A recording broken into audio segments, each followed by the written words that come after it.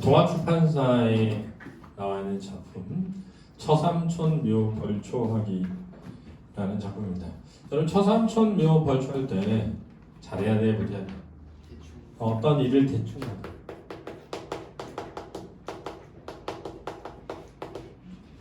라는 뜻입니다. 그렇죠? 네, 잘 봐. 어떤 일을 대충 한다는 뜻의 처삼촌묘 벌초하듯이 한다 라는 속담이 있어요. 속담. 근데 이 소설 속에서는 어때? 반대로 대충 하지 않고 어떻게 하지? 성실하게 한단 말이야. 그런데 중요한 건 이거지. 성실하게 할 수밖에 없는 뭐? 상황 때문에 이 처삼촌묘를 성실하게 하는 데에서 일단 뭐가 유발돼? 웃음이 유발되는 거지. 그렇지? 즉 우리가 알고 있는 속담과 전혀 다른 현실 속에 있는 소설 속 인물을 통해서 웃음을 유발한다 라고 이해할 수 있죠. 그 다음에 더 중요한 건 뭐냐면 그렇게 성실하게 했는데 그것이 의미 있게 돼, 헛되게 돼. 헛되게 된 결말로 인해서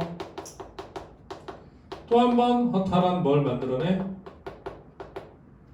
웃음을 만들어낸다는 점도 중요합니다. 자, 이거는 현대소설인데 장편 소설이에요. 그래서 장편은 무슨 장? 손바닥 장자여서 매우 어떻다? 짧다라는 겁니다. 이렇게 길이가 몹시 짧은 소설을 꽁트라고 하는 겁니다. 자, 성격은 희극적이고 해학적이죠. 해학적이라는 건 뭘 유발할 때? 웃음을 유발할 때. 처가산성의 벌초라는 것을 제재로 삶의 어떤 단면을 드러내고 있다는 거죠. 그래서 말하는 삶의 단면은 뭘까? 현실에서 겪게 되는 애환, 그죠? 씁쓸함,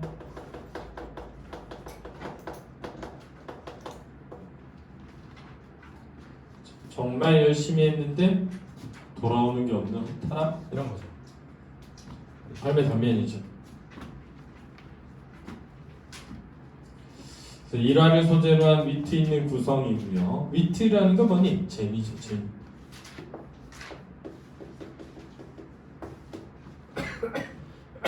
상황과 속담을 결부지어서 웃음을 유발하고 있다는 점 또한 특징입니다.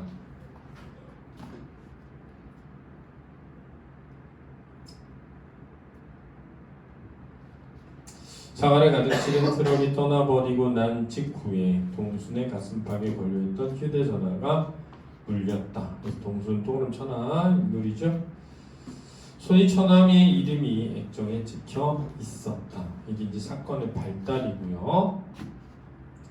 동순은 급히 전화기를 귀에 댔다. 자, 여기서 급히라는 부분에 밑줄을 그어볼까? 이 급히라는 부분은 이 동순이 처한 뭐? 상황과 연결되어 있는 겁니다. 그렇죠? 왜지? 이 동순의 생계가 누구에게 달려있어? 처갓집 식구들에게 달려있기 때문에. 알았지? 이랬니? 자신의 처지가 그러하단 말이에요. 아이고 형님이요, 웬일이십니까? 그랬단 말이야.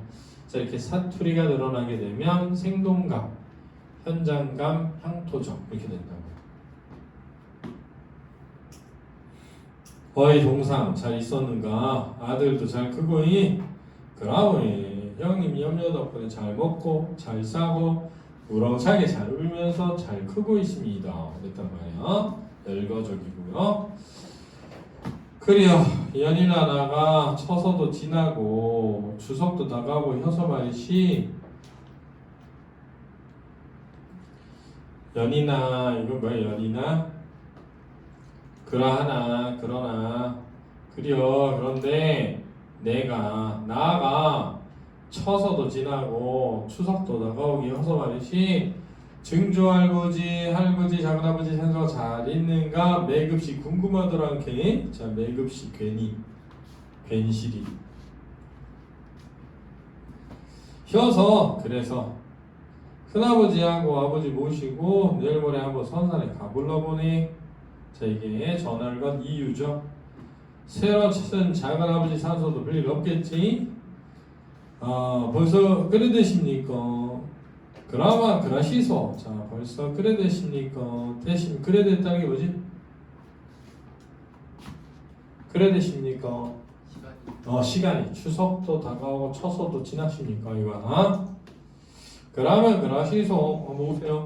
시간을 어르신들 산소를 지산소처럼 돌보고 있으니까 염려는 안 하셔도 될 낀데, 자, 이거는 사실은 거짓말이죠.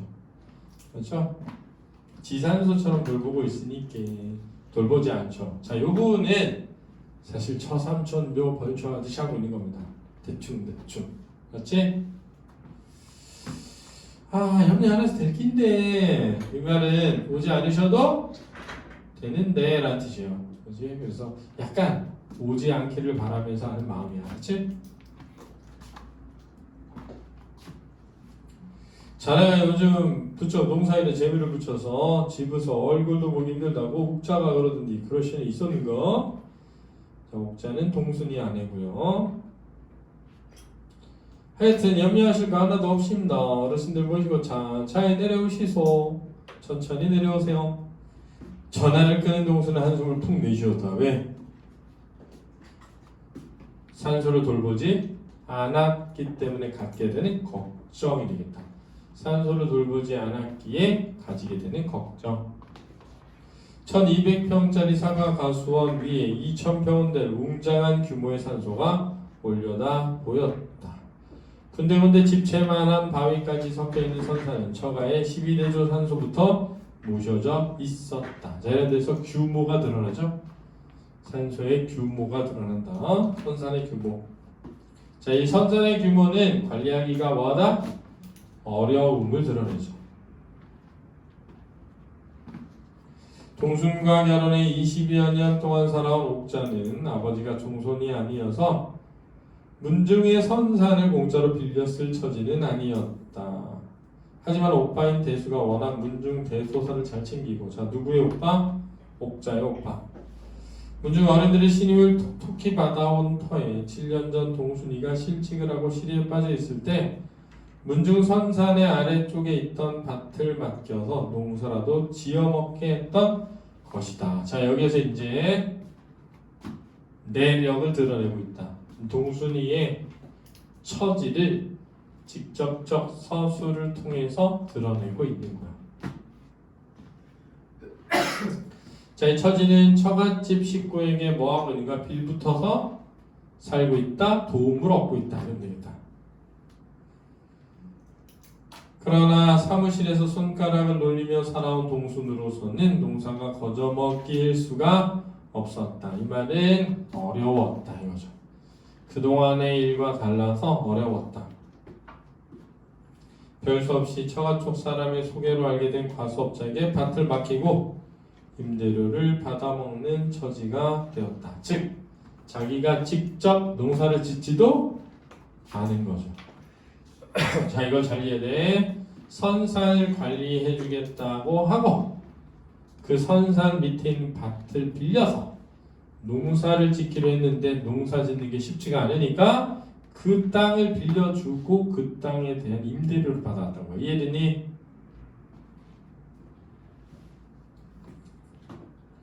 얼마 전 첫 수확이 있었고 이를 따라 거들면서 겨우 첫 걸음을 뗀 기분을 느끼고 하던 참이었다. 이제 막 농사를 배우기 시작했다는 뜻이 알아니? 물론 이런 일은 모두 처가 쪽에는 비밀이었다. 당장 모레 처가 쪽 어른들이 조용 출동한다고 하니, 자, 여기 이제 전화의 내용이죠. 직계 선조의 산소라도 벌초를 해야 할 참이었다. 자, 지금 주인공이 처한 상황이죠. 동순이가 처한 상황. 동순이는 농협 근처 담벼락에 붙어있던 별초 대행해드린다는 문구를 떠올리고 농협 사업에 전화를 걸었다. 하지만 농협에서는 그 문구는 작년에 써붙인 것이고 아직 추석이 다가오지 않아 사업 시행할 사람을 구하지는 않았다고 했다. 그러면서 정 급하면 조경회사에 전화를 해보라고 했다. 말이 조경회사지 마당만한 공터에 나무 수십 그루 심어놓고 매일 놀고 지내는 것 같던 그곳 업체들은 좀처럼 연락이 되질 않았다. 그래서 동순이의 상황이 점점 급박해져 가고 있다.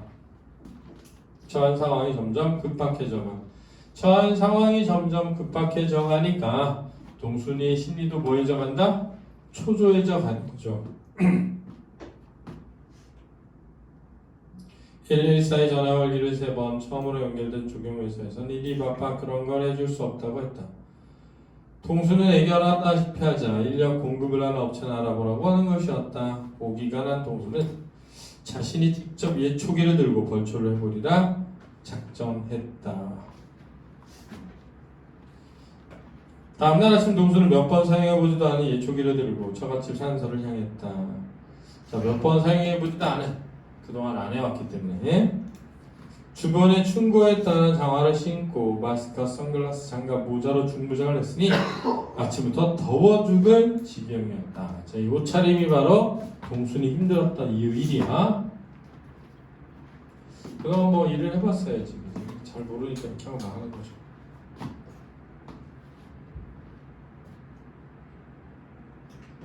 과수원과 연결된 선산 출입로는 어린 아카시아가 숲을 이루고 있었다. 웬만한 풀도 깊이 자라 있었다. 일반 예초기인 난로는 배기가 어려울 듯해서 동수는 미리 준비해온 톱으로 날을 갈아 끼웠다. 어떻게든 예초기는 윙윙거리는 소리를 내며 풀과 나무를 베기 시작했다. 자, 잘 따라오셔야 됩니다. 짧은 이야기니까요. 처음에는 조심스러웠지만 일이 속에 있자 동순의 팔에는 힘이 붙었다. 그러나 선산은 너무 넓고 가팔랐다. 게다가 위로 올라갈수록 산소가 2배씩 커지는 듯해서 모두 합쳐서 수백 평들 묘역이 좀처럼 줄어들지 않았다. 이제 벌초라면서 힘들게 되는 동순이죠, 그죠? 뉴스에서 남의 이야기인 양 들어 넘겼던 벌초를 하다가 말벌에 쏘여 죽었다는 사람의 이야기가 자꾸 생각났다. 이것도 이제 동순이가 벌초를 하는 데서 힘든 이유죠. 그렇지? 혹시나 하는 걱정이 있기 때문에 벌초가 쉽게 안 되겠죠.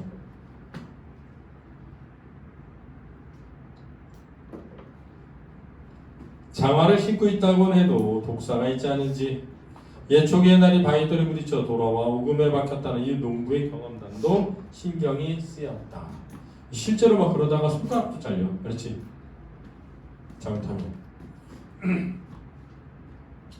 가장 큰 적은 땀과 더위였다. 힘들게 하는 요인들 중에 하나예요. 한 5개 나온다. 점심때가 되어서 동수는 아래로 내려와 과수원 작업장에서 몸을 대충 씻고 도시락을 먹었다. 아무것도 묻지 않고 수긋하게 도시락을 싸준 아내가 고마웠다. 수긋하게, 순수하게, 다소곳하게. 경상도 머스마와 전라도 가시네로 만나 남들이 어떻게 보든 간에 그럭저럭 순탄하게 살아온 세월이 나쁘지 않다는 생각이 들었다. 자, 왜냐면 남들은 전라도 사람하고 경상도 사람이 만나면 서로 뭐한다? 원수처럼 싸운다고 여기니까. 잠시 낮잠을 자고 난 뒤 동수는 다시 산소에 들러붙었다. 시간의 경과. 봉분에 들어박힌 나무가 그렇게 미울 수가 없었다. 산에서 넘어들어온 덩굴들을 잘라낼 때는 쾌감마저 들었다. 예초기에 날을 갈아 끼우고 잔디를 깎기 시작하자 일은 더욱 더뎌졌다. 서툴렀기 때문이었다. 이게 이유야. 날의 풀기와 엔진 소리는 높아지고 곧 고장이나 떠날 듯했다. 도와줄 사람은 아무도 없고 땀에 젖은 선글라스로는 아무것도 보이지 않았다. 자, 힘겨운 상태로 뭘 하고 있는데? 벌초를 하고 있는데 아무 쓸모도 없는 뭘 끼고 하는 거야? 선글라스 끼고 하고 있네. 그죠?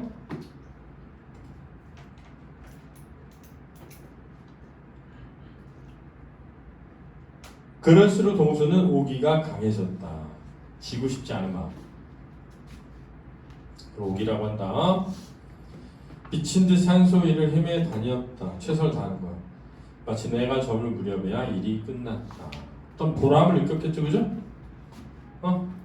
뜻깊은 마음을 가졌을 거야. 언놈이 처삼촌 산초 벌초 대충 간다 카노. 앞에 있으면 기대기라도 한데 올려붙이면 속이 시원하다. 자, 원래는 초삼촌 산소 벌초는 뭐 해야 돼? 대충 해야 되는데, 그지? 그러지 못한 거죠. 자기는 전 현실 때문에. 그래서 최선을 다했음을 강조하는 거죠.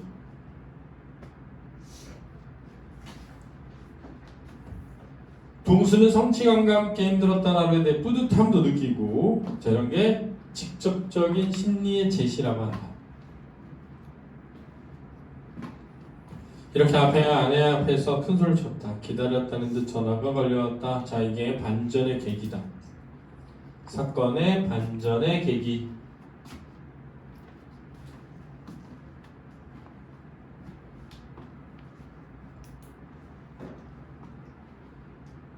손이 처남이었다. 아이고 동상 아버지가 날던데 김서방 고생한다고 다음에 가자 시우먼 만 보름쯤 있다 가실란가 모르겠네. 자, 그래서 사건이 반전되면서 허탈감이 들어오죠. 근데 생각해봐. 보름쯤에 오시면 어떻게 돼? 앞으로 다시 잘하죠. 쓸데없는 일이 된 거야. 다음날 아침 동순이 일어나 보니 코피가 쏟아졌다.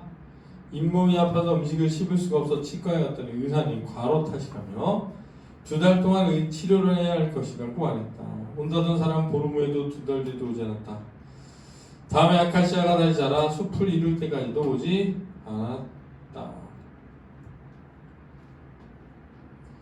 과로로 병이 나고 처가 어른들은 끝끝내 오지 않았다는 거다. 그렇지? 이해되니? 본문은 학습할 때 꼭 읽어봐야 돼. 알았니? 수고했다.